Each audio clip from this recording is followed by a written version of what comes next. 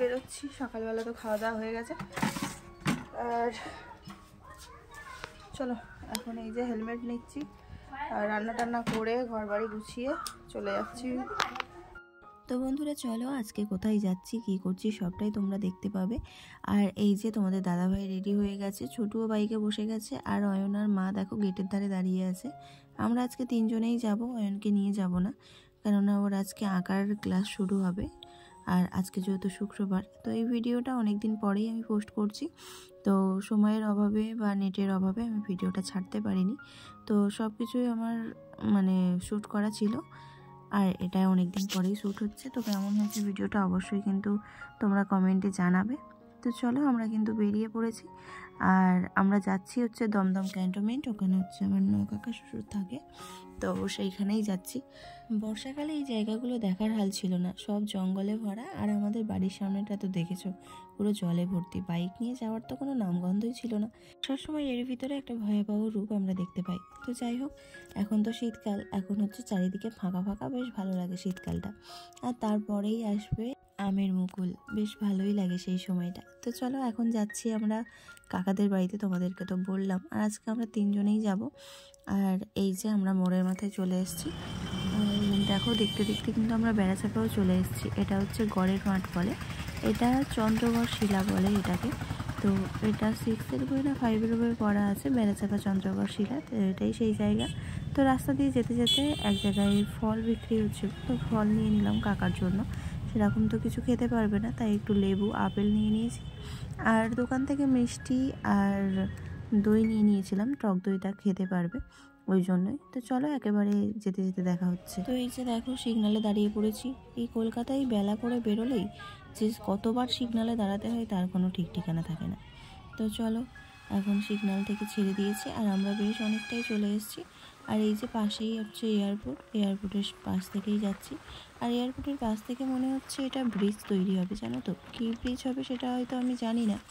তো মনে হচ্ছে ব্রিজ তৈরি হবে। ওইদিকে দেখো আরও বড় বড় গাড়ি রয়েছে, আর ওই পাশেই কিন্তু এয়ারপোর্ট। তো সেটা তো বাইকে করে গেলে ভালোভাবে বোঝা যায় না। তো যাই হোক চলো যতটা পারলাম তোমাদের সাথে দেখানোর চেষ্টা করলাম। আর এয়ারপোর্ট থেকে অনেকটা দূর আগিয়ে আসলাম, একটা ব্রিজ পেরিয়ে তারপরে একটা গলি দিয়ে ঢুকে যাচ্ছি। তো এইখানে আসলে না ভুলভুলাইয়া মনে হয়, যে কোন দিক থেকে কোন দিকে যাব কোনো রাস্তাই ঠিক করতে পারি না। ও যে কীভাবে নিয়ে যাচ্ছে সে ওই বলতে পারবে। তো আমি ওকে জিজ্ঞাসা করছিলাম যে তুমি এই রাস্তা দিয়ে আসো, ওটা তোমার মানে গুলিয়ে যায় না? তো ও বললো যে এই বাইকটা নিয়েই হয়েছিল, মানে বাইকটা কেনার পরে যখন কাকাদের বাড়িতে এসেছিলো তখন রাস্তা গুলিয়ে ফেলেছিল, মানে এদিক ওদিক কোন দিকে চলে গেছিলো কোনো ঠিক করতে পারেনি। তারপরে আবার ঘুরে ঘুরে কাকাদের বাড়িতে এসেছিলো। তো ওইটাই বলছিল। আমি বলছি এই রাস্তায় যদি আমি মানে কোনো সময় হারিয়েও যাই আমি খুঁজে বের করতে পারবো না। তো যাই হোক চলে এসেছি দেখো কাকাদের বাড়িতে। আর এই হচ্ছে ছোটদার ছেলে, এটা বড় ছেলে, আর ছোটটা ছোট হয়েছে, একটা মেয়ে আছে। তো চলো আমরা ভিতরে যাই। কাকাদের বাড়িতে আজকে অনেক লোকজন আছে। তো চলো আমরা চলে এসেছি কাকাদের বাড়িতে। আর এই যে আমরা এই ঘরে এসে বসে আছি।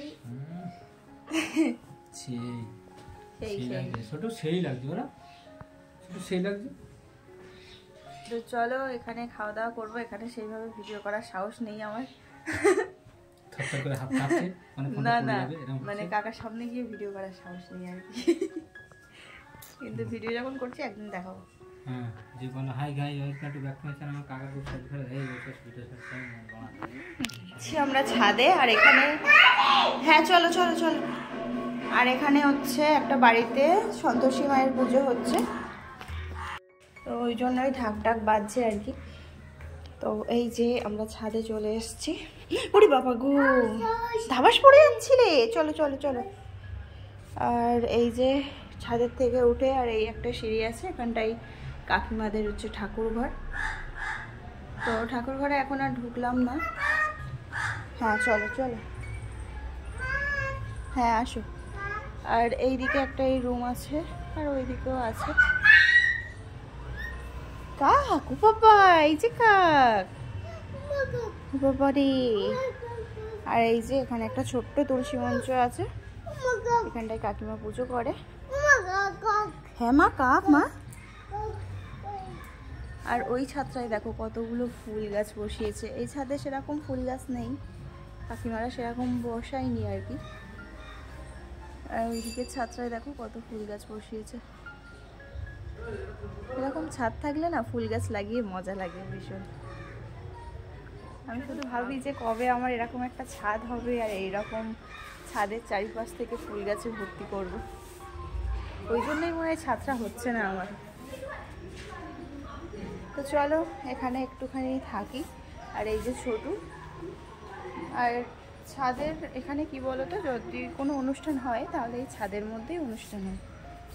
আর এখানে তো সব বড় বড় ফ্ল্যাট, ওই জন্য মানে কোথাও জায়গা নেই এক্সট্রা করে যে কেউ কারোর বাড়িতে বা কারোর জায়গায় গিয়ে মানে কি বলবো অনুষ্ঠান করবে আর কি। তো দেখো আশেপাশে সব কিন্তু বড় বড় বাড়ি।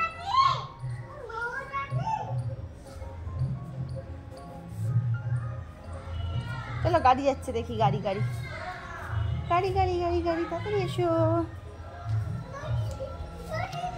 চলো গাড়ি এসছে, এই দেখো জেঠু, ওটা জেঠু, জেঠু গাড়ির গ্যারেজ করছে বলো।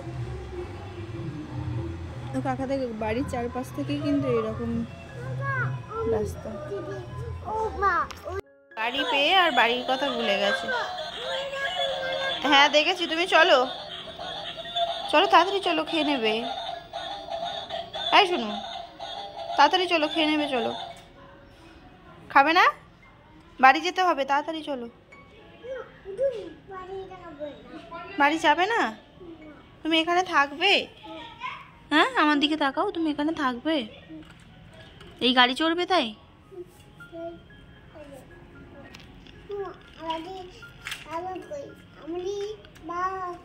তোমার বাবা তো চলে যাচ্ছে বাড়িতে, যাবে না তুমি? হ্যাঁ চলো চলো, ওঠো ওঠো ওঠো।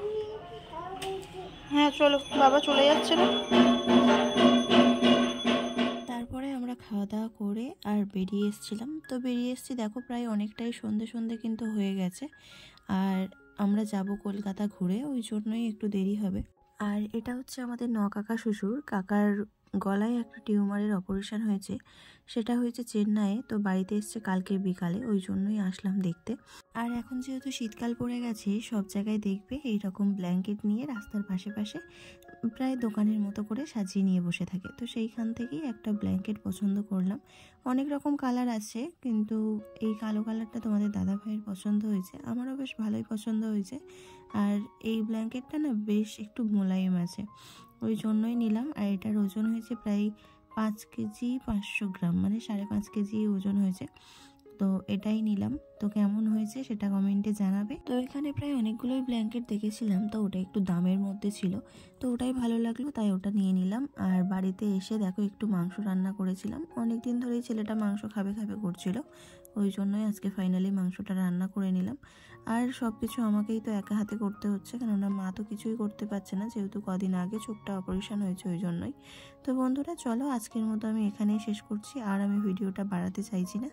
তো কেমন লাগলো অবশ্যই কিন্তু কমেন্টে জানাবে। আর যদি কেউ নতুন হয়ে থাকো তাহলে প্লিজ চ্যানেলটা সাবস্ক্রাইব করে আমার পাশে থেকো। আশা করছি তোমাদের ভালো ভালো ভিডিও আমি গিফট করতে পারবো। চলো আজকের মতো গুড নাইট।